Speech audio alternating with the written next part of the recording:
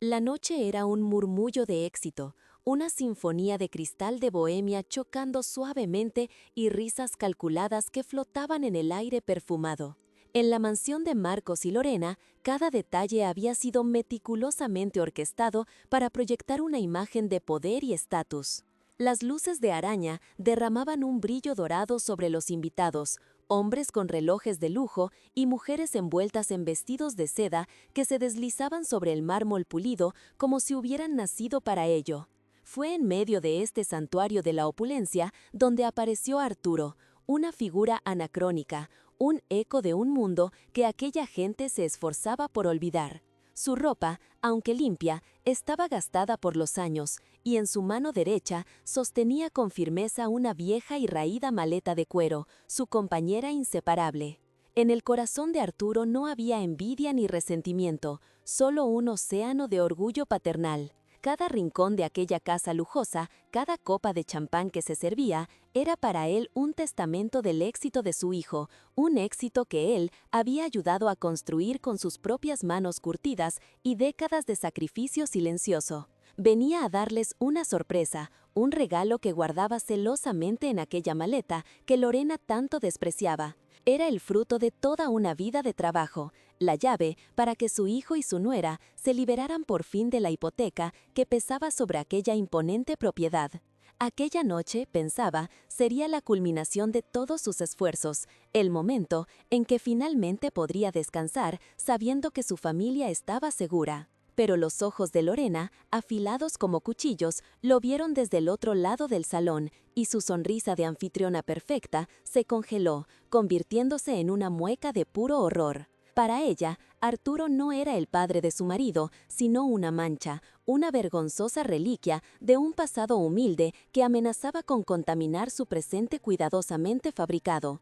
Lo vio como un pordiosero que se había colado en su palacio, y la rabia, fría y cortante, subió por su garganta. Su ambición era una fiera hambrienta, y cualquier cosa que se interpusiera en su camino hacia la cima social, donde se codeaba con jefes y magnates, debía ser eliminada sin piedad. Con la frialdad de un témpano de hielo, Lorena cruzó el salón, su vestido de diseñador susurrando sobre el suelo. La música pareció desvanecerse y las conversaciones murieron a su paso, mientras todos los ojos se volvían hacia la inminente colisión. Se plantó frente a su suegro y, sin bajar la voz, dejó que su desprecio brotara como un veneno. «¿Qué haces aquí, Ciseo?», su voz lo suficientemente alta para que todos los invitados la oyeran. «Mira qué pintas traes, ¿no ves que esta es una fiesta importante? Nos estás avergonzando delante de gente influyente, delante de mi jefe. No puedes presentarte así en mi casa». Su desprecio se concentró entonces en la vieja maleta, el símbolo de todo lo que ella odiaba. Para Lorena, representaba la pobreza, el trabajo manual, la ausencia de glamour. Con un gesto de desdén supremo, levantó su pie, calzado en un zapato de tacón que costaba más de lo que Arturo ganaba en un mes, y le dio una patada a la maleta. El golpe sordo resonó en el silencio sepulcral del salón. «Y llévate esa basura contigo», le espetó, con la cara encendida de furia. «Si quieres volver a poner un pie en esta casa, deshazte de esa porquería y de todo lo que representa. No queremos tus miserias aquí». Y Marcos, su hijo, la razón de cada uno de sus sacrificios, permanecía inmóvil a unos metros de distancia, junto al jefe de su mujer, como una estatua de cobardía.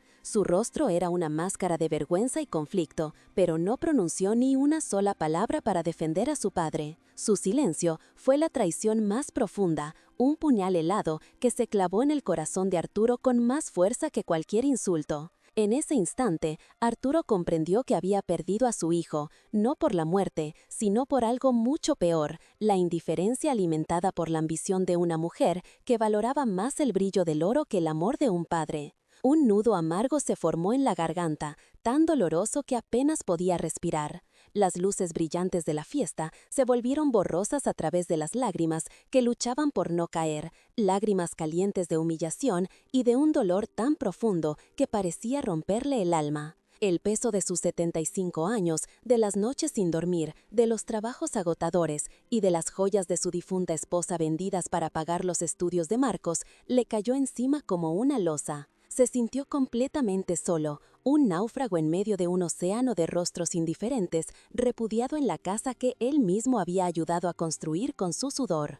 Lorena sonrió, satisfecha de haber extirpado la mancha de su fiesta perfecta, creyendo que había ganado. Marcos bajó la mirada, incapaz de enfrentarse a los ojos heridos de su padre. Pero lo que ellos no sabían, en su obliga arrogancia, era que aquel acto de crueldad, aquella patada a una vieja maleta, no era un final, sino el principio. Habían desencadenado una serie de eventos que los haría arrepentirse amargamente y les enseñaría, de la forma más devastadora, que hay fortunas que no se pueden comprar y deudas que el dinero jamás podrá pagar. El frío de la noche se le aferraba a los huesos, pero no era nada con el hielo que se había instalado en su alma. Mientras caminaba sin rumbo por las calles desiertas, iluminadas por el resplandor distante de la ciudad, el eco de las palabras de Lorena retumbaba en su mente como un martillo golpeando un yunque.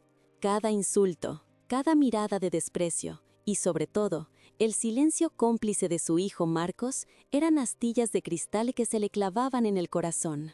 La vieja maleta, ahora un testigo mudo de su humillación, parecía pesar más que nunca, no por su contenido, sino por el peso de los recuerdos y los sueños rotos que albergaba en su interior. Para entender la profundidad de aquella herida, era necesario viajar atrás en el tiempo, a una época en la que el amor no se medía en metros cuadrados de mármol ni en el brillo de los coches de lujo. Arturo y su difunta esposa Elena habían construido su mundo sobre los cimientos de la humildad y el sacrificio. Vivían en una pequeña casa de barrio, con paredes que olían a café recién hecho y a guisos cocinados a fuego lento. No tenían riquezas materiales, pero poseían un tesoro incalculable, un amor incondicional y un sueño compartido de darle a su futuro hijo Marcos todas las oportunidades que ellos nunca tuvieron. Cuando Marcos nació, el universo de Arturo y Elena se reconfiguró por completo en torno a aquella pequeña y frágil vida. Cada sonrisa del bebé era un bálsamo para el cansancio. Cada pequeño logro, una victoria que celebraban como si hubieran ganado la lotería. En las noches de insomnio, mientras acunaban a su hijo, se hacían una promesa solemne. Trabajarían hasta el agotamiento, renunciarían a todo lo superfluo y se vaciarían por completo para que la vida de Marcos estuviera llena, para que nunca sintiera el aguijón de la necesidad que ellos conocían tan bien. Y así lo hicieron. Arturo, que trabajaba de sol a sol en una fábrica de metal, empezó a doblar turnos, aceptando las horas extras que nadie quería, las que se extendían hasta la madrugada y le dejaban el cuerpo dolorido y las manos cubiertas de callos y cicatrices. El olor a aceite industrial se impregnaba en su ropa y en su piel, un perfume constante de su devoción. Al llegar a casa, cuando la ciudad dormía, no descansaba. Se ponía a hacer pequeñas reparaciones para los vecinos a cambio de unas pocas monedas, cada una de ellas un ladrillo más en el futuro que estaba construyendo para su hijo. Elena, por su parte, era la maga que convertía la escasez en abundancia. Hacía que un pollo durara toda la semana, remendaba los pantalones de Marcos una y otra vez con una habilidad de cirujana, y cultivaba un pequeño huerto en el patio trasero para que nunca faltaran verduras frescas en la mesa. Sus manos, siempre ocupadas, eran el motor silencioso de aquel hogar, unas manos que amasaban pan, cosían heridas y ofrecían caricias que curaban cualquier tristeza. Juntos formaban un ejército de dos, librando una batalla diaria contra la precariedad con el amor como única arma. El verdadero punto de inflexión llegó cuando Marcos terminó el bachillerato con unas notas excelentes. La puerta de la universidad, el gran sueño de sus padres, se abrió ante él, pero su matrícula era una cifra que parecía inalcanzable, una montaña que amenazaba con sepultar sus esperanzas. Arturo recuerda aquella noche como si fuera ayer. Los dos, sentados a la mesa de la cocina, la carta de la universidad entre ellos, un silencio denso pargado de impotencia. Vio la desesperación en los ojos de Elena y sintió que el mundo se le venía encima. Fue entonces cuando Elena, con una calma que desmentía la tormenta en su interior, se quitó lentamente su anillo de bodas, la única joya de valor que poseía. Lo puso en la mano de Arturo y la cerró con las suyas. «Esto es solo oro, Arturo», le dijo, con la voz firme a pesar de las lágrimas que asomaban a sus ojos. «El futuro de nuestro hijo vale más que todos los diamantes del mundo. véndelo. Su educación es nuestra verdadera riqueza. Aquel gesto no fue una renuncia, sino la más pura declaración de amor que Arturo había presenciado jamás. Al día siguiente, con el corazón encogido, Arturo entró en una casa de empeños. El aire olía a polvo y a sueños olvidados. Dejar aquel anillo en el mostrador fue como arrancar una parte de su propia historia, el símbolo de su unión con Elena, sacrificado en el altar del porvenir de su hijo. Pero ese fue solo el principio. Después del anillo, vinieron los pendientes de perlas que Elena había heredado de su madre, el viejo reloj de plata de su abuelo y cualquier otro objeto de valor sentimental que pudiera convertirse en dinero para los libros, el transporte y las matrículas de Marcos. Mientras su hijo se sumergía en el mundo del conocimiento, vistiendo ropa decente y comiendo en la cafetería de la universidad, Arturo y Elena reducían sus vidas a lo esencial. Sus comidas se volvieron más frugales, su ropa más gastada. Cuando hablaban con Marcos por teléfono, siempre le decían que todo iba bien, que no se preocuparan por ellos, ocultando sus estómagos vacíos y sus cuerpos agotados tras una sonrisa forzada en la voz. El orgullo que sentían al oírle hablar de sus clases y sus logros era el único alimento que necesitaban para seguir adelante. En medio de tanto esfuerzo, Arturo tuvo una idea. Con los conocimientos adquiridos en la fábrica y una visión que nadie más tuvo, comenzó un pequeño proyecto en el garaje.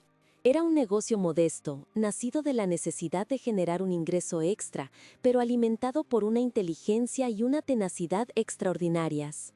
Elena fue su única socia, su mayor defensora, la que creyó en su idea cuando no era más que un puñado de bocetos en un cuaderno viejo. Pero el destino, a veces, es cruelmente irónico.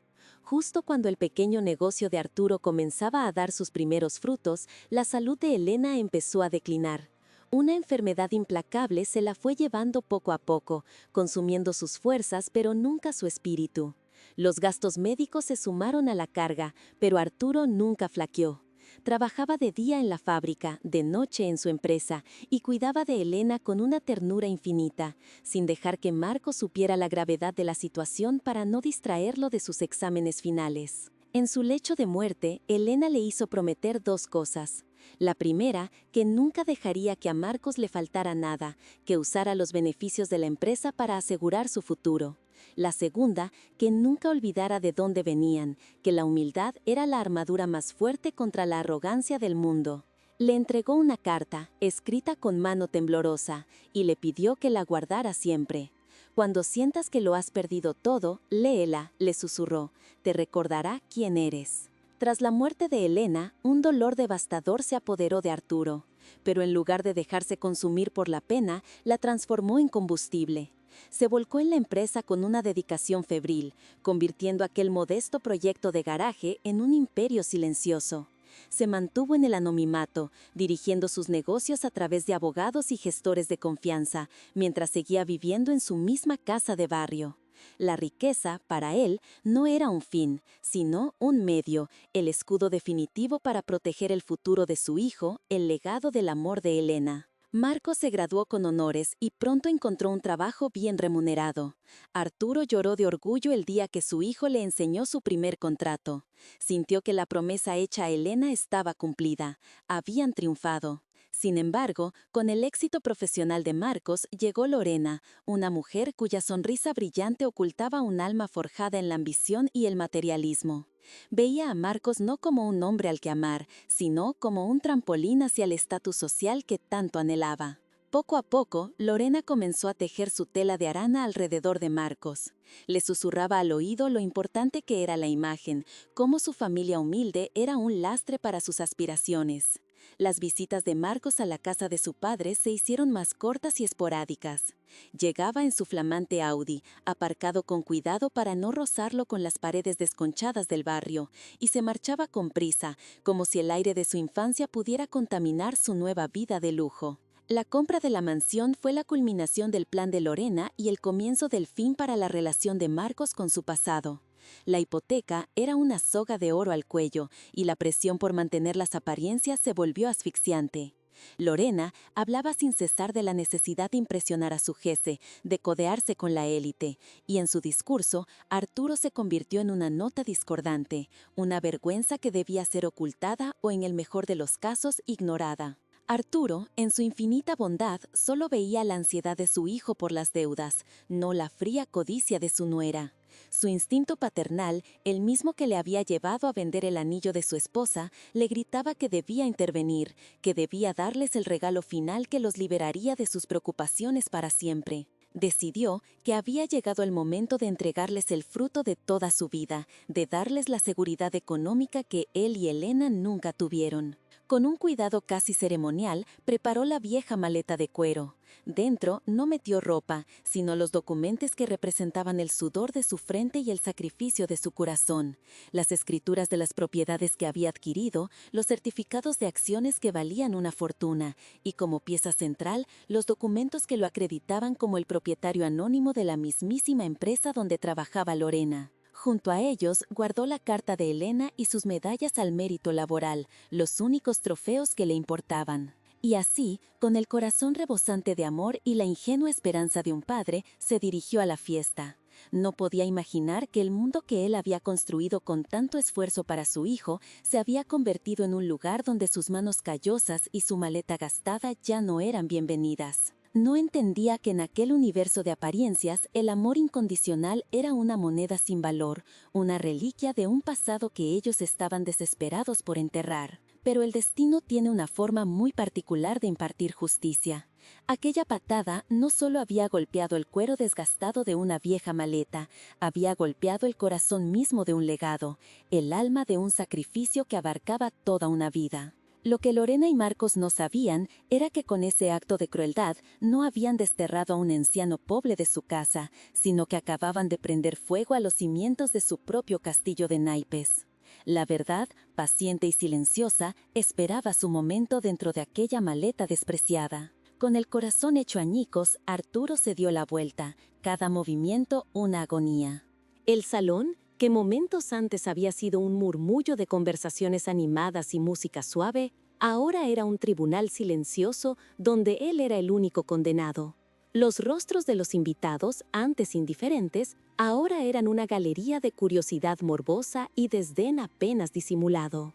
Vio al jefe de Lorena, un hombre con un reloj de platino que brillaba bajo la luz, observando la escena con una ceja arqueada, no con compasión, sino con el frío análisis de quien evalúa una debilidad en su subordinada. Aquella mirada, más que cualquier otra cosa, le confirmó a Arturo que en ese mundo de apariencias y poder, la humanidad era un artículo de lujo que pocos podían permitirse. Lorena, con una sonrisa de gélida victoria en los labios, se dio la vuelta y, con un gesto teatral, hizo una seña al camarero para que reanudara el servicio de champán, como si acabara de espantar a un insecto molesto. Su mensaje era claro y brutal. La fiesta debía continuar. El espectáculo de su éxito no podía ser empañado por la mancha de un pasado pobre. No le dedicó una segunda mirada a su suegro, borrándolo de su existencia con una facilidad que helaba la sangre. Para ella, él ya no existía. Era un fantasma que había osado perturbar su paraíso artificial y que ahora debía volver a la nada de la que había salido.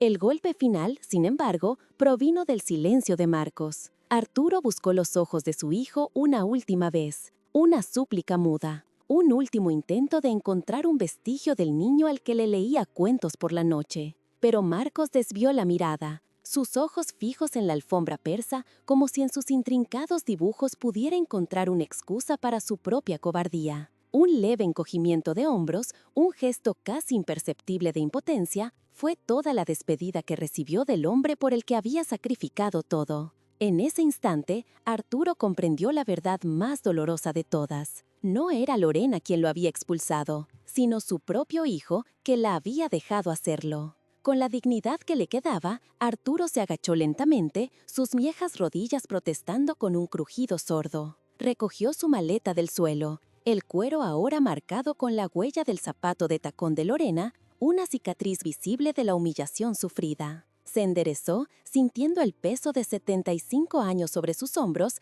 y caminó hacia la puerta. Nadie se movió, nadie dijo una palabra. El sonido de sus zapatos gastados sobre el mármol pulido fue el único requiem para el amor de un padre. La pesada puerta de roble se cerró tras de sí con un sonido sordo y definitivo, sellando su exilio y dejándolo solo en la fría oscuridad de la noche. Afuera, el mundo era un lienzo de sombras y silencio, un contraste brutal con el brillo dorado que se filtraba por las ventanas de la mansión. Una llovizna fina y helada había comenzado a caer, adhiriéndose a su abrigo raído y a su pelo cano, como si el cielo mismo llorara por la injusticia que acababa de presenciar. El frío no tardó en calarle los huesos, pero era un frío superficial, casi reconfortante comparado con el invierno glacial que se había apoderado de su alma. El calor de la traición es un fuego que quema por dentro hasta dejar solo cenizas, y Arturo se sentía como un cascarón vacío, un hombre reducido a un dolor andante. Caminó sin rumbo, las luces de los coches de lujo que pasaban a su lado, salpicando charcos de agua sucia sobre sus pantalones. Cada vehículo, un Mercedes, un BMW, un Jaguar, era un recordatorio del mundo al que su hijo pertenecía ahora. Un mundo en el que él era un extranjero, un paria. El peso de la maleta en su mano derecha parecía aumentar a cada paso, no por los documentos que contenía, sino por el peso de las esperanzas frustradas de un regalo de amor que había sido pisoteado y arrojado a la basura junto con su dignidad.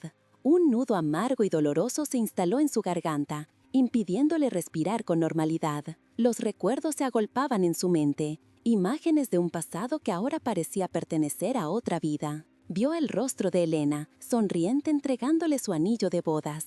Vio sus propias manos, jóvenes y fuertes, trabajando hasta sangrar en la fábrica. Vio a un pequeño Marcos corriendo hacia él para abrazarle las piernas al volver a casa. ¿Dónde se había perdido todo? ¿En qué momento el amor incondicional se había convertido en una carga vergonzosa? La ciudad, con su bullicio indiferente, parecía burlarse de su soledad. Las vallas publicitarias mostraban familias felices, sonrientes, vendiendo una felicidad envasada que a él se le antojaba una farsa cruel. Se sentía invisible, un fantasma errante en medio de una multitud que no podía o no quería ver su sufrimiento. El dolor se transformó en una debilidad física, un agotamiento tan profundo que sus piernas temblaron y amenazaban con ceder. El mundo empezó a darle vueltas. Las luces de la calle se convirtieron en estelas borrosas a través de las lágrimas que finalmente se negaron a mostrarse. Divisó un banco de madera en un pequeño parque desolado, un refugio en medio de la tormenta emocional. Se dejó caer sobre él con un suspiro que sonó a rendición. La lluvia arreciaba ahora, empapando su ropa y haciendo que temblara incontrolablemente. Apoyó la maleta a su lado como un fiel perro guardián, el único compañero que le quedaba en su desolación. Hundió la cara entre las manos, manos que habían construido un imperio para un hijo que ahora le negaba un techo. Y allí, solo, en la oscuridad de un parque anónimo, Arturo lloró. Lloró por su amor perdido, por su hijo perdido, por la promesa rota a su amada Elena. Se sentía completamente derrotado, un anciano al final de su camino, sin nada por lo que luchar. La fortuna que guardaba en aquella maleta le parecía ahora una broma macabra, un montón de papel sin valor si no podía compartirla con la única persona que le importaba. Por un instante pensó en abandonarla allí, en dejar que todo se lo llevara la noche. ¿De qué servía ser el dueño de medio mundo si había perdido su propio universo, su hijo?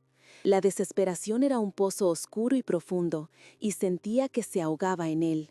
Justo cuando la oscuridad amenazaba con consumirlo por completo, un haz de luz potente y cálido rasgó la cortina de lluvia. Un coche, un majestuoso Bentley negro tan silencioso como una sombra, se detuvo suavemente junto al bordillo, justo frente a su banco. No era el tipo de vehículo que se aventuraba por aquellos barrios a esas horas de la noche.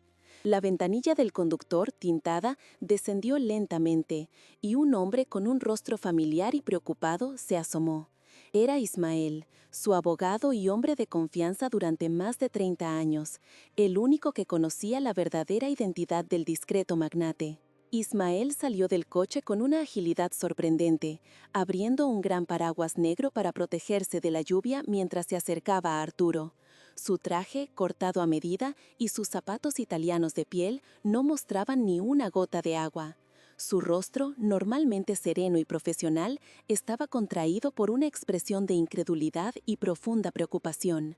Se detuvo frente al banco mirando al anciano empapado y tembloroso con un respeto que Arturo creía haber perdido para siempre. «Don Arturo», exclamó Ismael, su voz, una mezcla de sorpresa y alarma, apenas audible por encima del sonido de la lluvia.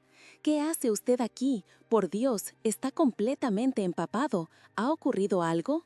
El tratamiento, el «Don Arturo», resonó en los oídos del anciano como una música olvidada. Era el recordatorio de quién era realmente, más allá del padre humillado y del anciano desamparado.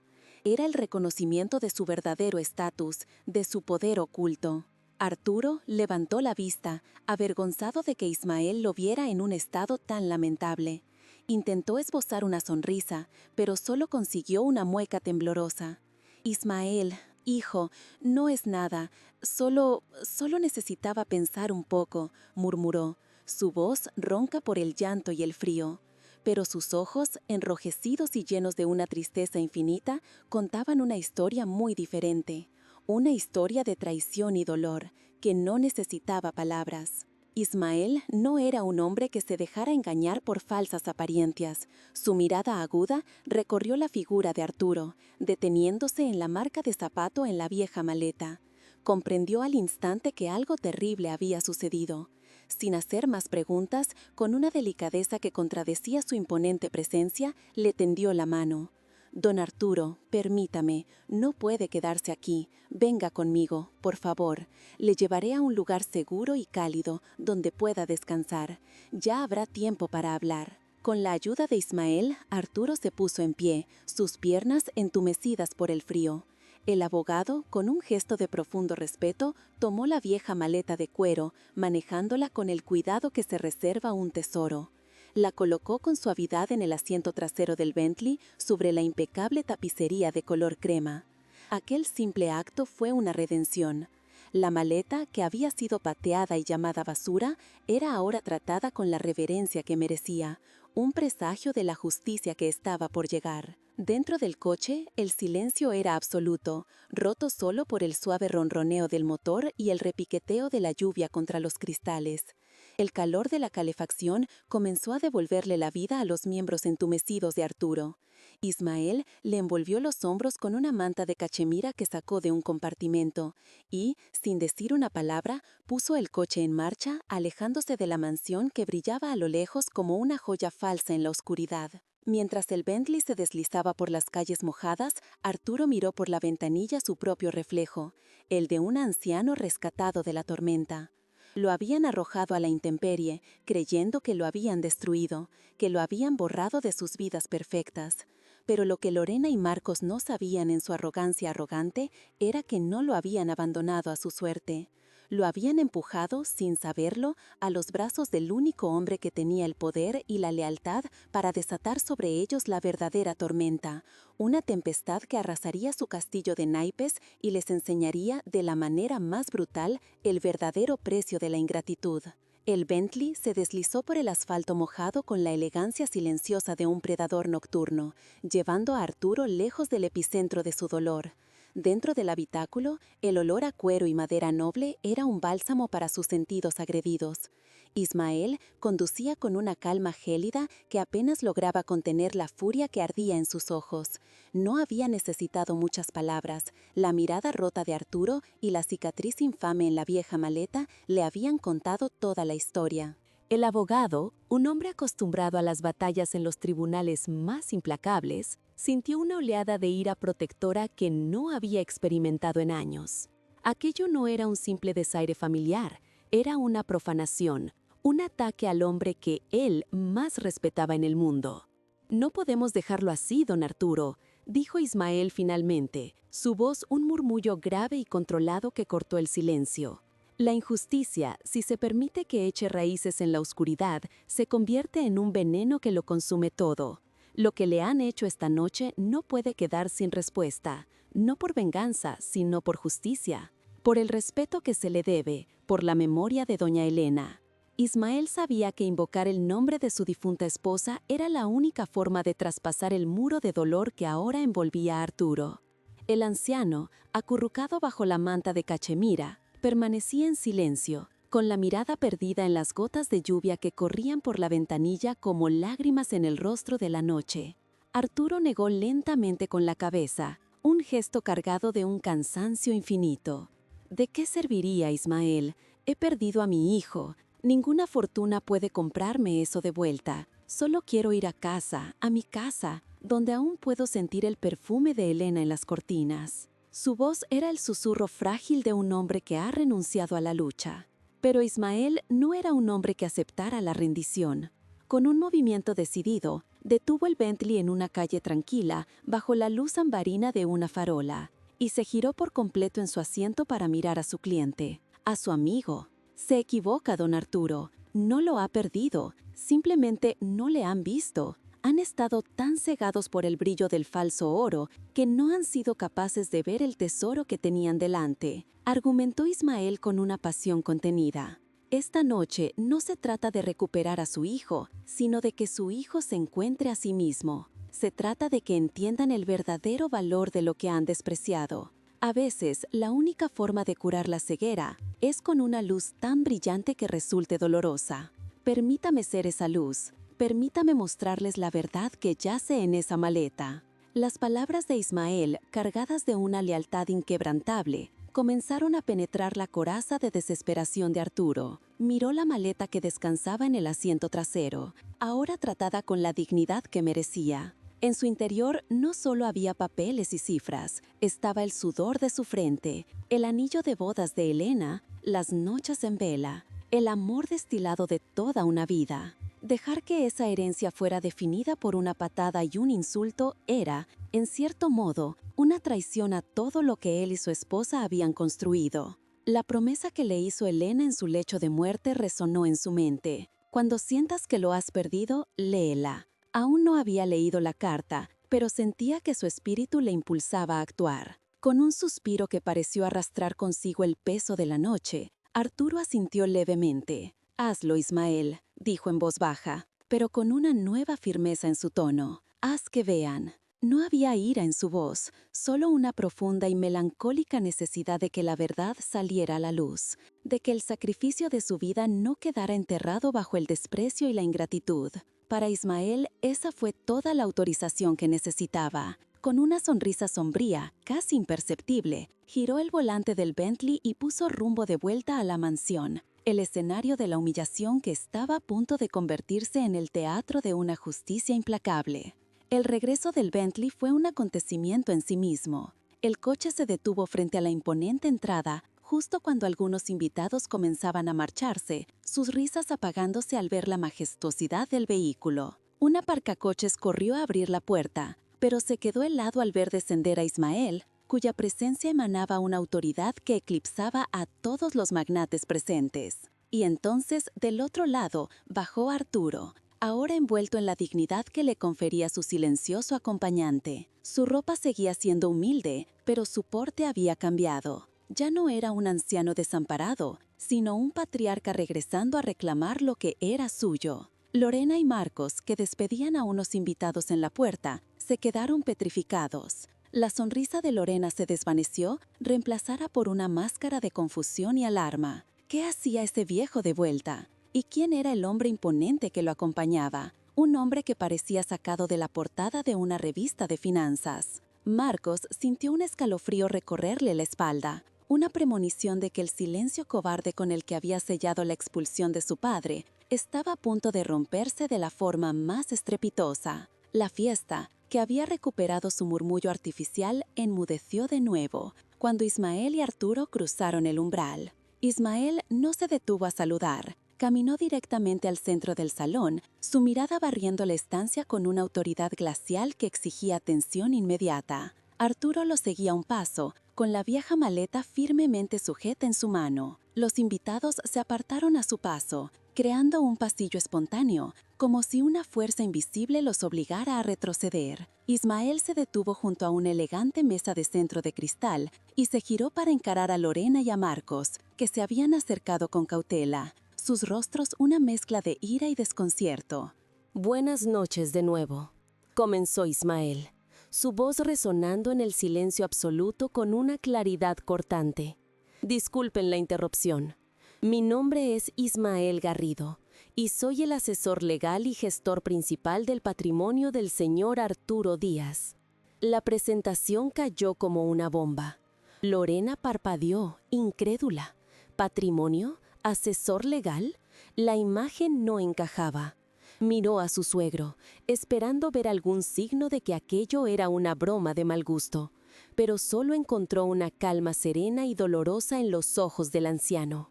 Esta noche, continuó Ismael, su tono volviéndose más duro, hemos sido testigos de un acto de crueldad y falta de respeto profundamente lamentable. Una falta de respeto no solo hacia un padre, sino hacia el arquitecto silencioso de la misma prosperidad que hoy celebran. Se inclinó y tomó la maleta de las manos de Arturo, colocándola sobre la mesa de cristal con un cuidado reverencial. El sonido suave del cuero contra el cristal fue el único ruido en la sala. Todas las miradas estaban clavadas en aquel objeto, que, hacía menos de una hora, había sido tratado como basura. Lorena soltó una risa nerviosa y forzada, un sonido estridente que rompió la tensión. «¿Arquitecto? ¿De qué está hablando? Mi suegro es un obrero jubilado. Agradecemos su preocupación, pero creo que hay un malentendido. Ahora, si nos disculpan, estamos en medio de una celebración privada». Intentaba recuperar el control, reafirmar su dominio sobre su territorio, pero su voz temblaba ligeramente. La presencia de Ismael era una anomalía que su mundo de apariencias no podía procesar. «No hay ningún malentendido, señora», replicó Ismael, su mirada fija en ella, tan afilada que Lorena sintió como si la estuviera desnudando capa por capa, revelando la codicia y la inseguridad que se escondían bajo su vestido de diseñador. «Permítame educarla». Con un movimiento lento y deliberado, Ismael deshizo las viejas hebidas de la maleta. El chasquido metálico resonó en la sala como el cerrojo de una celda que se abre. Abrió la tapa, y el contenido quedó expuesto bajo la luz dorada de la lámpara de araña. No había ropa vieja, no había objetos sin valor. La maleta estaba abarrotada de carpetas y legajos de documentos, organizados con una pulcritud metódica. Un murmullo de asombro recorrió la sala. Ismael, con la precisión de un cirujano, extrajo el primer fajo de papeles. «Estas», dijo, extendiéndolos para que todos los vieran, «son las escrituras de propiedad de 12 edificios de apartamentos en el centro de la ciudad. Generan unos ingresos por alquiler que superan con creces el salario anual de la mayoría de los presentes». El rostro de Lorena perdió todo su color. Sus ojos, desorbitados, se clavaron en los documentos, su mente tratando de procesar una información que contradecía todo su sistema de creencias. Marcos, a su lado, parecía haberse encogido, como si el peso de aquella revelación le estuviera aplastando físicamente. Ismael continuó, implacable, sacando otro fajo de documentos. «Y estos», anunció, «son certificados de acciones, un paquete mayoritario en una de las tecnológicas más prometedoras del país, participaciones significativas en 2 bancos de inversión y, sí, esto podría interesarle, señora». Se detuvo, mirando directamente a Lorena, disfrutando de su creciente pánico. Extrajo una carpeta de color azul oscuro, la más voluminosa de todas. «Estos», dijo, «los documentos que acreditan al señor Arturo Díaz como el fundador, propietario único y anónimo del grupo empresarial Innovatech Solutions». Hizo una pausa dramática, dejando que el nombre flotara en el aire envenenado. «Si no me equivoco, es la empresa para la que usted trabaja. De hecho, el señor que está allí», dijo, señalando con un gesto de la cabeza al jefe de Lorena, «le reporta en última instancia a él». El mundo de Lorena se derrumbó. Un jadeo ahogado escapó de sus labios. Su jefe, un hombre que la había mirado con condescendencia durante años, ahora lo observaba con una expresión de puro desprecio y asombro, mientras su mirada se desviaba a Arturo con una nueva y absoluta reverencia. El suelo pareció abrirse bajo los pies de Lorena. El hombre al que había llamado por diosero, al que había humillado y expulsado, no era solo rico, era su dueño. Era el poder invisible al que ella había estado intentando impresionar desesperadamente toda la noche. Sus rodillas flaquearon y tuvo que agarrarse al brazo de Marcos para no caer. Las lágrimas comenzaron a brotar de sus ojos, pero no eran lágrimas de arrepentimiento. Eran lágrimas calientes y amargas de codicia frustrada, de la comprensión agónica de la colosal, catastrófica fortuna que acababa de escupir a la cara. Vio la mansión, el coche, los vestidos, toda su vida de lujo desvanecerse como un espejizo en el desierto. Había pateado no solo una maleta, sino la llave de un reino que superaba sus sueños más salvajes. Marcos, por su parte, se sentía como si le hubieran arrancado el alma. La revelación no le trajo la visión de la riqueza, sino la imagen cegadora de su propia y monstruosa ingratitud. Vio a su padre no como un magnate, sino como el hombre que doblaba turnos en la fábrica, el hombre que vendió las joyas de su madre, el hombre que se había vaciado por él en silencio mientras construía un imperio para asegurarle el futuro. Y él le había pagado con la cobardía, con el silencio, permitiendo que su esposa lo humillara por el mismo origen humilde que su padre había trascendido de una forma tan espectacular.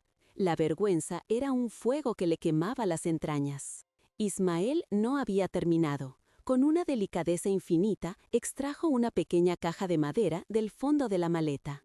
La abrió, revelando varias medallas al mérito laboral, gastadas y sin brillo, los únicos trofeos que Arturo había guardado de sus años de trabajo anónimo.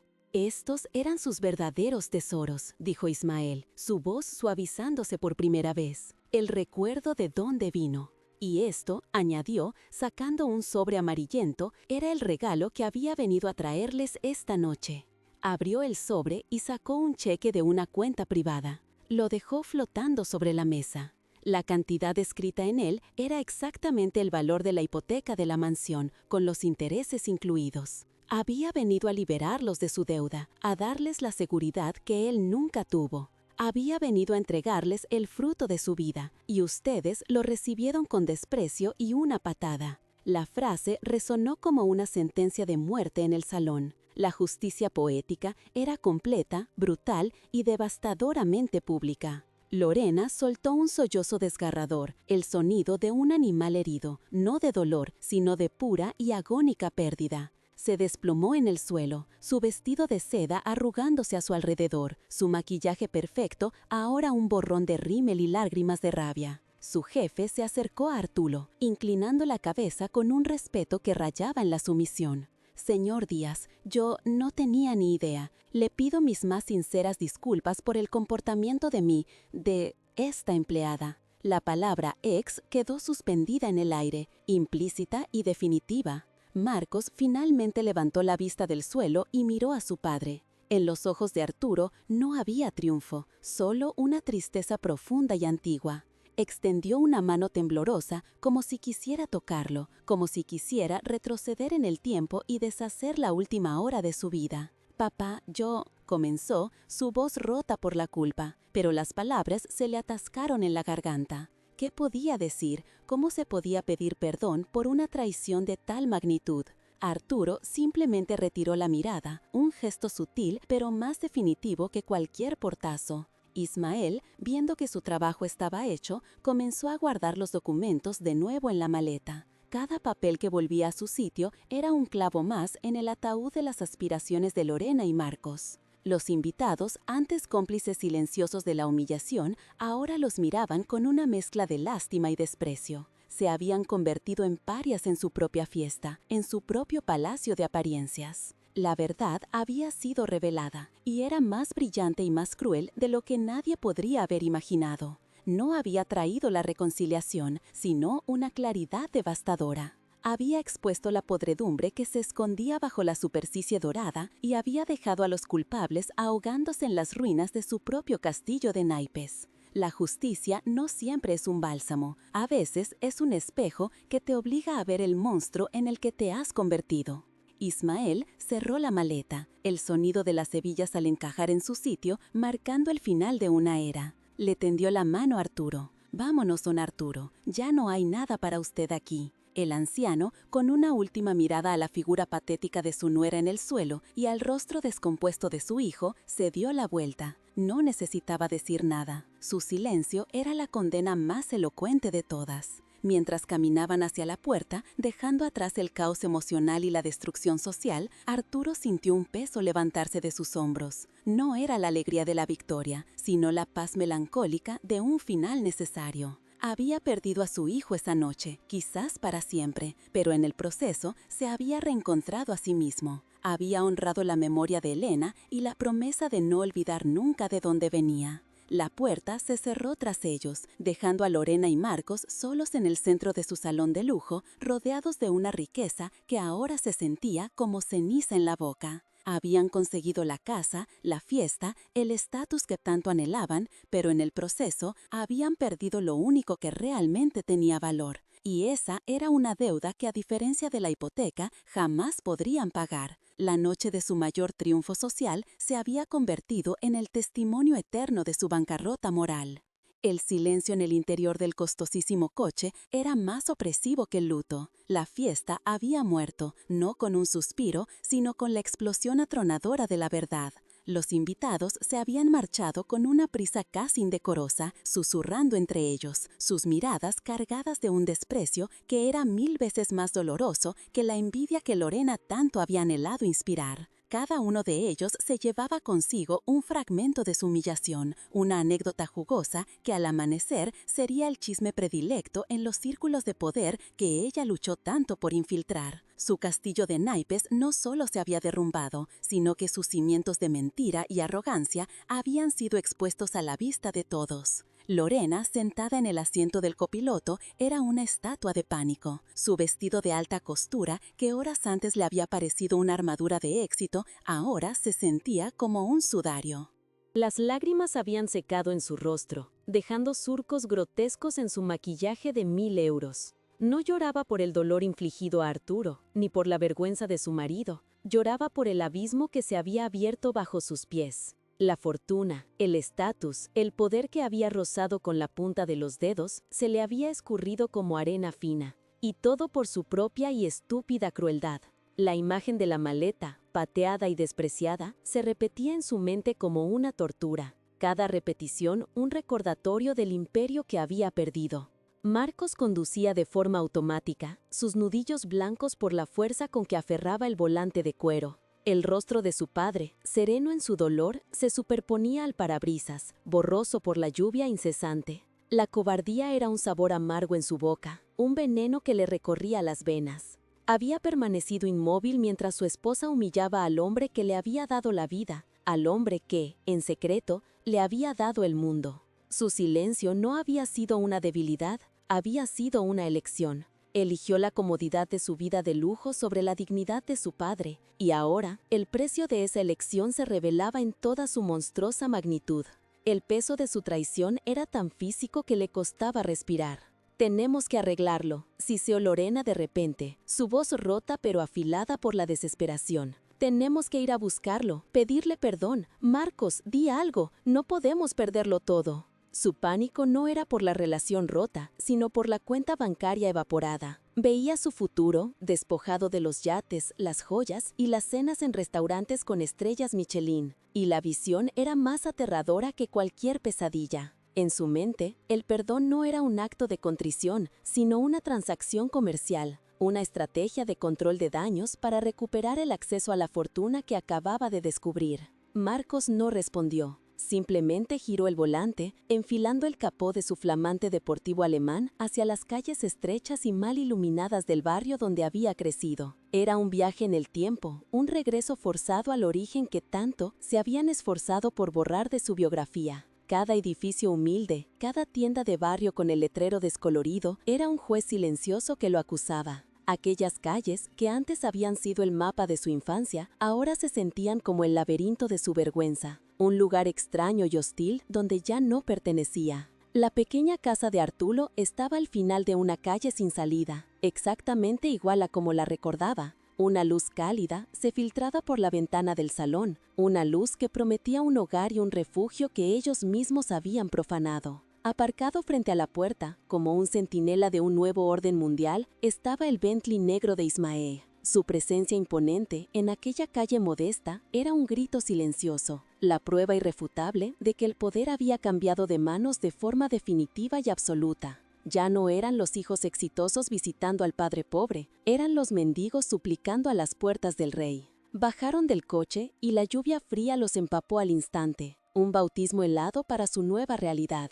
La fachada de la casa, con su pintura ligeramente desconchada y las macetas de geranios que Elena siempre había cuidado con esmero, parecían mirarles con una dignidad tranquila. Era un hogar construido con amor y sacrificio, y ellos, con su mansión de mármol frío, se sintieron como bárbaros a las puertas de un templo. La opulencia de su ropa de diseño y el brillo de sus relojes de lujo parecían ridículos y fuera de lugar en aquel santuario. La pequeña casa de Arturo estaba al final de una calle sin salida, exactamente igual a como la recordaba. Una luz cálida se filtraba por la ventana del salón, una luz que prometía un hogar y un refugio que ellos mismos habían profanado. Aparcado frente a la puerta, como un centinela de un nuevo orden mundial, estaba el Bentley negro de Ismael. Su presencia imponente en aquella calle modesta era un grito silencioso, la prueba irrefutable de que el poder había cambiado de manos de forma definitiva y absoluta. Ya no eran los hijos exitosos visitando al padre pobre, eran los mendigos suplicando a las puertas del rey. Bajaron del coche y la lluvia fría los empapó al instante, un bautismo helado para su nueva realidad.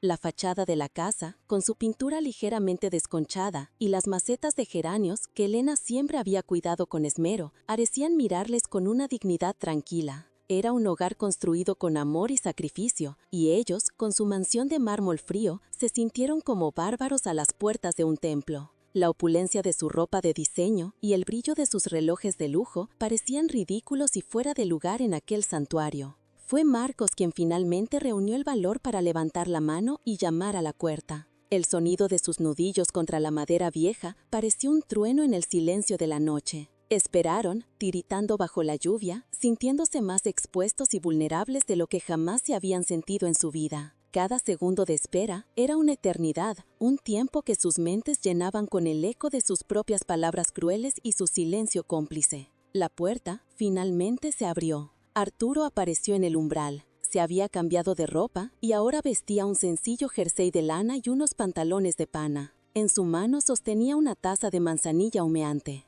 Su rostro no mostraba ira, ni triunfo, ni siquiera sorpresa. Solo una profunda y abismal tristeza. Una calma que era mucho más aterradora que cualquier explosión de furia. Los miró como si fueran extraños, dos figuras empapadas a las que no reconocía del todo, o quizás a las que ya no quería reconocer. «Papá», comenzó Marcos, su voz un graznido ahogado. Las palabras de disculpa que había ensayado en el coche se desvanecieron, inútiles ante la magnitud de su falta. Se sentía como un niño pequeño, perdido y avergonzado, incapaz de articular el torbellino de culpa que lo consumía. Quería arrodillarse, suplicar, prometer, pero todo sonaba hueco, una mentira frente a la verdad inmutable de su traición. Lorena, viendo la vacilación de su marido, dio un paso al frente, forzando su rostro en una máscara de arrepentimiento. Las lágrimas volvieron a sus ojos, esta vez perfectamente calculadas. «Arturo, suegro, por favor, perdónanos», sollozó, intentando cogerle la mano. «No sé qué me pasó, estaba nerviosa por la fiesta, por mi jefe, dije cosas horribles, cosas que no siento. Te queremos, te respetamos, eres nuestro padre». La actuación era impecable, digna de un escenario, pero sus ojos, inquietos, no podían evitar mirar más allá de Arturo, hacia el interior de la casa, como si esperaran ver la maleta y su contenido mágico. Arturo retiró su mano con suavidad, pero con una firmeza que no admitía réplica. Dio un sorbo a su manzanilla, tomándose su tiempo, dejando que el silencio se estirara hasta volverse insoportable. No los invitó a entrar, los dejó allí, en el umbral, bajo la lluvia incesante, en la misma posición de suplicantes en la que ellos lo habían colocado a él horas antes. La inversión de roles era completa, una lección de justicia poética impartida sin una sola palabra. «¿Me queréis?», Preguntó finalmente Arturo, su voz tranquila, casi una reflexión filosófica. El amor no es una palabra que se dice cuando conviene, Lorena. El amor es un verbo. Es cuidar, es proteger, es defender. El amor habría sido que mi propio hijo me defendiera cuando su esposa me llamaba por diosero delante de sus importantes amigos. El amor habría sido no sentir vergüenza de las manos que trabajaron hasta sangrar para que él pudiera tener un título universitario. Cada palabra era una piedra, lanzada sin fuerza pero con una puntería perfecta, impactando directamente en el corazón de su culpa. Se giró hacia Marcos y por primera vez una chispa de dolor puro brilló en sus ojos. Te vi, hijo, te vi escondiéndote detrás del jefe de tu mujer, te vi bajar la mirada. En ese momento no vi al hombre que crié, al niño que soñaba con ser astronauta, vi a un cobarde. Y eso duele más que cualquier insulto, duele más que cualquier patada a una vieja maleta. Porque la maleta es solo cuero y latón, pero mi corazón, Marcos, mi corazón lo rompiste tú. Lorena intentó intervenir de nuevo, su desesperación aumentando al ver que su estrategia de lágrimas no funcionaba. Pero el dinero, Arturo, no entendíamos. Si hubiéramos sabido, podemos ser una familia de verdad. Podemos gestionar todo eso juntos, viajar, disfrutar, todo lo que has construido. La palabra dinero quedó flotando en el aire frío, una confesión involuntaria, la prueba definitiva de que su arrepentimiento era tan falso como el brillo de sus joyas. ¿El dinero?, repitió Arturo, y una sonrisa triste, desprovista de toda alegría, se dibujó en sus labios. Esa es la raíz de todo, ¿verdad? Nunca se trató de mí, se trataba de lo que yo representaba, la pobreza, la humildad, un pasado que queríais enterrar bajo una alfombra persa. Y ahora que sabéis que esa pobreza es en realidad una fortuna, ahora sí queréis ser una familia. Vuestro amor, vuestro respeto, todo tiene un precio, y yo, ingenuo de mí, creía que era incondicional. Se hizo a un lado, no para dejarlos pasar, sino para revelar la vieja maleta que descansaba abierta sobre una mesita en la entrada. Dentro, junto a los fajos de documentos, había un sobre amarillento. Arturo lo cogió con una delicadeza reverencial. «Tu madre me dejó esto», le dijo a Marcos. «Me pidió que lo leyera si alguna vez sentía que lo había perdido todo. Y esta noche, hijo mío, esta noche lo he perdido todo. Te he perdido a ti». Con manos temblorosas, Arturo sacó la carta. La caligrafía de Elena, elegante a pesar de la enfermedad que la consumía, cubría la página. Se aclaró la garganta y con una voz que a duras penas lograba mantenerse firme, comenzó a leer en voz alta, sus palabras convirtiéndose en el juicio final para los dos pecadores empapados en su porche. «Mi amado Arturo», leyó, «si estás leyendo esto, es porque la vida te ha puesto a prueba de la forma más dura. Quizás te sientas solo, quizás sientas que nuestros sacrificios han sido en vano. No lo permitas. Recuerda siempre quiénes somos. Somos los hijos de la tierra, del trabajo honesto. La riqueza que construyas, úsala para hacer el bien, pero nunca dejes que te posea. Y nuestro Marcos, enséñale que el verdadero éxito no se mide en el coche que conduce o la casa en la que vive, sino en la bondad de su corazón y en la lealtad a los suyos. El dinero puede construir mansiones, Arturo, pero solo el amor humilde, el verdadero, puede construir un hogar. No lo olvides nunca». Cuando terminó de leer, las lágrimas corrían libremente por las mejillas de Arturo. Eran lágrimas por su amor perdido, por la sabiduría de su esposa y por la amarga ironía de que su hijo había fallado precisamente en la lección más importante. Dobló la carta con cuidado y la guardó en su bolso de su jersey, cerca de su corazón. El veredicto estaba dictado. «Vuestro hogar es esa mansión fría que tanto os preocupa», dijo, su voz ahora desprovista de toda emoción, como la de un juez que ha pronunciado su sentencia.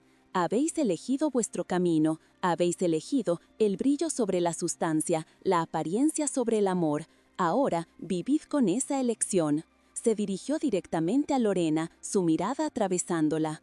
«Usted ya no forma parte de la vida de esta familia, y la empresa que tanto le importaba, considere su carrera terminada». Luego miró a Marcos, el dolor de un padre mezclado con una resolución de acero. «Y tú, hijo, Tienes un largo camino por delante si quieres volver a encontrar al hombre que tu madre y yo criamos, un camino que debes recorrer solo. El perdón no se pide, se gana, y lo ganarás no con palabras, sino con años de acciones que demuestren que has entendido el verdadero significado de esta carta. Hasta entonces, para mí, esta puerta está cerrada. Sin esperar respuesta, sin una palabra más, Arturo dio un paso atrás y cerró la puerta de su casa. El sonido del cerrojo al girar fue el más definitivo de los finales. No fue un portazo furioso, sino el cierre tranquilo y deliberado de un capítulo, la amputación necesaria de una parte de su vida que se había vuelto gangrenosa. Afuera, bajo la lluvia que ahora parecía un diluvio, Marcos y Lorena se quedaron inmóviles, como si un rayo los hubiera fulminado. El calor y la luz de la pequeña casa habían desaparecido, dejándolos en la más absoluta oscuridad y el más profundo de los fríos. Habían llegado buscando una solución, una forma de recuperar su fortuna perdida, y se marchaban con las manos vacías y el alma destrozada. Regresaron a su coche de lujo en silencio, el agua chorreando de sus ropas caras. El interior, que antes era un símbolo de su estatus, ahora se sentía como una jaula dorada. Tenían una mansión que no podían pagar, una reputación hecha añicos y un matrimonio sostenido únicamente por una codicia ahora frustrada. Eran más pobres que nunca, despojados no de su dinero, sino de su humanidad. Dentro de su pequeña casa, Arturo se sentó en su viejo sillón, la taza de manzanilla ya fría en sus manos. La tormenta rugía afuera, pero en su corazón, por primera vez en muchas horas, comenzaba a reinar una paz melancólica. La justicia se había cumplido. No había traído alegría, pero sí una claridad dolorosa. Había salvado el legado de Elena y, en el proceso, quizás, solo quizás, le había dado a su hijo la única oportunidad que le quedaba para salvar su propia alma. El sonido del cerrojo fue el punto final, la lápida sobre una tumba recién cavada. Marcos y Lorena se quedaron en el porche, la lluvia helada empapando sus ropas de diseñador, pero ninguno de los dos parecía sentir el frío exterior. El verdadero invierno estaba dentro de ellos, un páramo desolado donde antes había arrogancia y ambición. El viaje de vuelta a su palacio de mármol fue un funeral silencioso. El interior del lujoso deportivo alemán, que normalmente olía a éxito y cuero nuevo, ahora apestaba a fracaso. Cada semáforo en rojo era una pausa insoportable, un momento en el que el reflejo de sus rostros en el cristal mojado les devolvía la imagen de dos extraños unidos por la catástrofe. Lorena fue la primera en romper el silencio, su voz un siseo venenoso cargado de pánico y acusación. «Esto es tu culpa», espetó, girándose hacia Marcos con los ojos encendidos de furia. «Tu culpa, por ser tan débil. Si hubieras sido un hombre, si hubieras mantenido a tu padre a raya desde el principio, nada de esto habría pasado. Teníamos un imperio a nuestros pies y lo has dejado escapar por tu estúpida cobardía». Ya no había lágrimas, solo la rabia desnuda de una depredadora a la que le habían arrebatado su presa. Para ella, el problema no era su crueldad, sino la ineficacia de su marido para ocultar las raíces que ella tanto despreciaba. Pero algo en Marcos se había roto esa noche, una cuerda que lo había mantenido atado a la voluntad de su esposa durante años. Detuvo el coche con un frenazo brusco en mitad de una calle desierta, el chirrido de los neumáticos un grito en la noche. Se giró hacia ella y por primera vez Lorena vio en sus ojos no al hombre dócil que conocía, sino a un extraño con una mirada cargada de un desprecio que reflejaba el suyo propio. «No, Lorena», dijo, su voz peligrosamente tranquila. «Esto es culpa nuestra, tuya, por tu codicia sin alma, por tu crueldad, y mía, por haberte permitido que el veneno de tu ambición matara todo lo bueno que había en mí, por haberte escuchado cuando me decías que mi padre era una vergüenza». La discusión que siguió fue un huracán de recriminaciones, una autopsia brutal de un matrimonio que había estado muerto mucho tiempo antes, sostenido solo por la apariencia y el deseo de estatus. Las palabras se convirtieron en armas, cada una diseñada para herir, para culpar al otro de la ruina que ahora cernía sobre ellos. Al llegar a la mansión, la casa se sentía como un mausoleo. El lujo que los rodeaba, las obras de arte, los muebles, de diseño, todo parecía burlarse de ellos, un decorado grotesco para su tragedia personal. Esta noche durmieron en habitaciones separadas, pero el sueño no llegó para ninguno de los dos. Eran prisioneros en su propia jaula dorada, atormentados por los fantasmas de lo que habían perdido. Las consecuencias no tardaron en materializarse, con la fría luz del alba. A primera hora de la mañana, Lorena recibió un correo electrónico. Era un despido fulminante, redactado en un lenguaje legal, gélido y impersonal. No se mencionaba la fiesta, solo una cláusula sobre comportamiento no profesional que daña la reputación de la compañía. La noticia se había extendido como un reguero de pólvora entre la élite de la ciudad. Su jefe, ansioso por distanciarse de la debacle, se había asegurado de que todos supieran la historia completa, la humillación de una empleada hacia el propietario anónimo y multimillonario de la empresa. De la noche a la mañana, Lorena se convirtió en una paria, su nombre una mancha en la agenda de todos los que una vez la adularon. Poco después sonó el teléfono. Era el banco. La noticia de la conexión de Arturo con la empresa había revalorizado las acciones de Innovatech Solutions de forma espectacular, y los analistas financieros habían destapado rápidamente la identidad del discreto magnate. El director del banco, que antes los trataba con una deferencia casi servil, ahora hablaba con una frialdad burocrática, preguntando por el pago inminente de la cuota de la hipoteca, una cantidad que, sin el salario de Lorena y sin la ayuda prometida por Arturo, era simplemente impagable. La soga de oro que se habían puesto al cuello comenzaba a apretar, amenazando con asfixiarlos. Marcos observaba el pánico de Lorena con una distancia emocional que lo sorprendió a sí mismo. Ya no sentía la necesidad de consolarla o de solucionar sus problemas. La veía como realmente era, una criatura hueca, definida únicamente por el dinero y el estatus.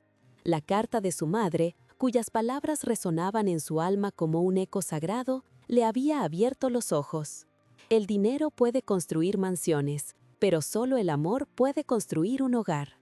Y ellos no tenían un hogar, solo una casa muy cara, llena de objetos y vacía de todo lo que importaba.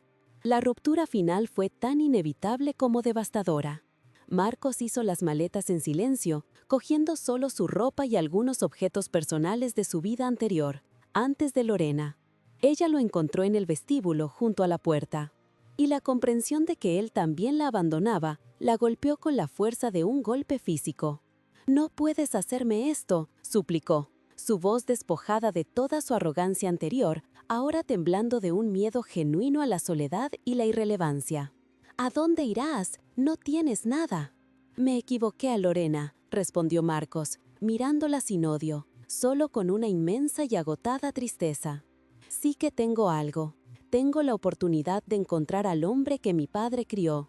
Un hombre que se perdió hace mucho tiempo, en algún lugar entre los coches de lujo y las fiestas para impresionar a gente que no le importaba. Y para encontrarlo, tengo que alejarme de todo lo que me ayudó a perderlo. Y eso te incluye a ti». Con esas palabras se marchó, cerrando la puerta de la mansión tras de sí, dejándola sola con los ecos de su propia codicia en las paredes vacías de su palacio en ruinas. El tiempo, ese juez implacable y sanador, pasó. Un año después, el paisaje de sus vidas era irreconocible. Lorena lo había perdido todo. El banco ejecutó la hipoteca y la mansión fue subastada. Tuvo que vender sus joyas, sus vestidos, su coche, pieza por pieza, para pagar las deudas y sobrevivir. Vivía en un pequeño apartamento alquilado en las afueras, irreconocible sin su maquillaje perfecto y sus ropas de marca. Trabajaba como teleoperadora en un centro de llamadas, su voz, antes usada para dar órdenes y despreciar, ahora forzada a ser amable con extraños por un sueldo miserable. A veces, por la noche, lloraba, no de arrepentimiento, sino de rabia, por la fortuna que había dejado escapar. Marcos, por su parte, había emprendido el largo y doloroso camino de la redención. Vendió todo lo que poseía de su vida anterior y usó el dinero para pagar sus deudas personales. Se mudó a un modesto apartamento en el mismo barrio donde había crecido, un recordatorio diario de sus orígenes. Encontró trabajo en un pequeño taller de carpintería, un oficio manual, honesto, que le permitía sentir el orgullo del trabajo bien hecho. algo que no había sentido en años. El esfuerzo físico le cansaba el cuerpo, pero le calmaba el alma, expiando con cada gota de sudor la pereza moral en la que había vivido. Arturo, liberado del peso de su secreto, floreció. Fiel a la promesa hecha a su esposa, decidió que su inmensa fortuna debía servir a un propósito mayor que el de acumular ceros en una cuenta bancaria. Con la ayuda de Ismael, creó la Fundación Elena Díaz, una organización benéfica dedicada a construir y gestionar residencias para ancianos sin recursos, lugares donde la dignidad, el cariño y el respeto eran los pilares fundamentales. Vendió la mayoría de sus empresas e invirtió el capital en su proyecto, quedándose solo con lo necesario para vivir su vida sencilla de siempre. La fundación se convirtió en su nueva familia. Pasaba los días en los centros, charlando con los residentes, escuchando sus historias, jugando a las cartas o simplemente ofreciendo una mano amiga. Su humildad y su empatía genuina lo convirtieron en una figura querida y respetada. Había transformado el dolor de la traición de su hijo en un amor expansivo que ahora abrazaba a cientos de personas. Su vieja maleta de cuero, ahora vacía de documentos, ocupaba un lugar de honor en su salón. Un recordatorio constante de que el verdadero valor de un hombre no reside en lo que acumula, sino en lo que es capaz de dar. Marcos no se atrevió a acercarse a su padre durante mucho tiempo. Sabía que las palabras no servían de nada. En su lugar, comenzó a actuar. Empezó a visitar uno de los centros de la fundación como voluntario anónimo los fines de semana. Arreglaba muebles rotos, ayudaba en el jardín, leía el periódico a los que ya no podían ver bien. No buscaba el reconocimiento, solo la oportunidad de reparar, aunque fuera de forma simbólica, el daño que había hecho. Encontré una extraña paz en esos actos de servicio, una sensación de propósito que el dinero nunca le había dado. Un sábado por la tarde, mientras lijaba una vieja mecedora en el patio de la residencia, levantó la vista y vio a su padre observándolo desde la distancia. Sus miradas se cruzaron a través del jardín. No hubo sonrisas ni gestos, solo un largo momento de reconocimiento silencioso. En los ojos de Arturo, Marcos no vio perdón, aún no, pero vio algo que le dio esperanza, la ausencia de condena. Vio a un padre observando a su hijo, un hijo que, por fin, estaba empezando a encontrar el camino de vuelta a casa. El camino sería largo y difícil, y la confianza, una vez rota, tardaría años en reconstruirse. Pero por primera vez desde aquella noche terrible, Marcos sintió que no estaba perdido. Sabía que la redención no era un destino, sino un viaje que se hacía paso a paso, con humildad y trabajo. Y mientras el sol de la tarde bañaba el jardín en una luz dorada, comprendió la lección final. La verdadera herencia que su padre le había dejado no estaba en la vieja maleta, sino en el ejemplo de una vida construida sobre los cimientos indestructibles del amor, el sacrificio y la dignidad. Y así, la rueda del destino completó su giro, demostrando que las tormentas más feroces a menudo nacen de los actos de crueldad más pequeños. La historia de Arturo, Lorena y Marcos no es simplemente un relato de riqueza oculta y castigo merecido. Es un espejo en el que se refleja la fragilidad de nuestros valores. Nos enseña que en un mundo obsesionado con el brillo del éxito, con el estatus que confieren los coches de lujo y las mansiones imponentes, es peligrosamente fácil olvidar que la verdadera medida de una vida no reside en lo que se posee, sino en lo que se da, en el amor que se profesa y en la dignidad que se mantiene intacta frente a la humillación. La ceguera de Lorena y Marcos no fue una simple falta de visión, fue una elección deliberada. Eligieron ver a un anciano pobre en lugar de a un padre, una carga en lugar de un pilar, una maleta vieja y raída en lugar del cofre que albergaba el sacrificio de toda una vida. Su juicio, nublado por la codicia y la vergüenza de un origen que consideraban una mancha, les impidió ver el tesoro que tenían delante. Y en su desprecio, no solo pisotearon el corazón de un hombre bueno, sino que incendiaron su propio futuro, demostrando que la arrogancia es el más ciego de todos los consejeros y el arquitecto de las ruinas más desoladoras. La verdadera riqueza Esa que no se devalúa con las fluctuaciones del mercado, ni se puede embargar, era la que Arturo siempre había poseído. Estaba en la promesa susurrada a su esposa Helena en su lecho de muerte, en la fuerza de sus manos para trabajar hasta el agotamiento por el futuro de su hijo, y en la humildad de seguir viviendo en su pequeña casa de barrio aún siendo dueño de un imperio. Los papeles de la maleta eran solo un símbolo, la manifestación material de un tesoro mucho más grande, un corazón capaz de un amor incondicional. Un amor que Lorena y Marcos confundieron con debilidad y que resultó ser la fuerza más poderosa del universo. La justicia poética que les alcanzó no fue un simple castigo, sino una lección impartida con una crueldad simétrica a la que ellos mismos habían ejercido. Se quedaron con la cáscara vacía de la vida que tanto anhelaban. Una casa de lujo convertida en una prisión de deudas, una reputación social hecha añicos y la amarga compañía de su propia bancarrota moral. Descubrieron de la forma más brutal que cuando se desprecia el amor por el dinero, al final uno se queda sin ninguno de los dos, vagando en un desierto de soledad que ellos mismos crearon con sus propias manos. Porque el universo tiene una contabilidad precisa y ninguna deuda queda sin saldar. Cada acto de bondad es una inversión en el alma y cada acto de crueldad es un préstamo con intereses impagables. La patada que Lorena le dio a aquella maleta no fue un punto final, sino el eco de un boomerang que regresó con una fuerza devastadora para derribar su castillo de naipes. Su historia es un recordatorio eterno de que el karma no es una fuerza mística, sino la simple y lógica consecuencia de nuestras propias elecciones, el eco de nuestras acciones resonando en las paredes de nuestro destino.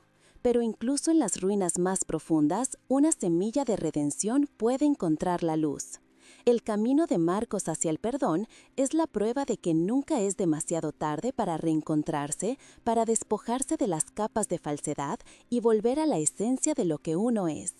Su viaje nos enseña que el arrepentimiento verdadero no vive en las palabras, sino en los actos silenciosos de servicio, en el sudor de un trabajo honesto y en la humildad de reconocer los errores cometidos. Nos obliga a preguntarnos si las segundas oportunidades son un regalo que se da o un derecho que se gana a través de la transformación. La victoria final de Arturo no fue ver a sus verdugos castigados, sino transformar su dolor en un legado. La Fundación Helena Díaz se convirtió en el testamento de su vida, la prueba de que la verdadera grandeza no consiste en construir imperios empresariales, sino en construir refugios para los desamparados.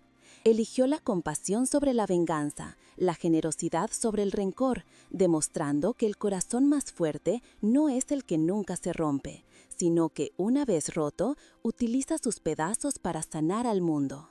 Esta historia, en su esencia, es una poderosa advertencia y una tierna invitación.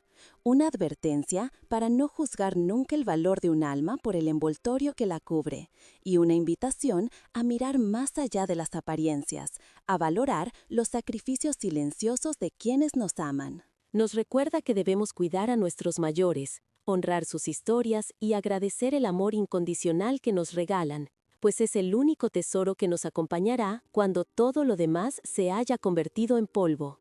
Si esta historia ha tocado tu corazón, no olvides darle a me gusta y suscribirte a nuestro canal. Cuéntanos en los comentarios, ¿crees en las segundas oportunidades? ¿Cuál ha sido la lección más importante que has aprendido con esta historia? Te invitamos a ver el próximo video que aparece en la pantalla con otra historia emocionante que te llegará al corazón.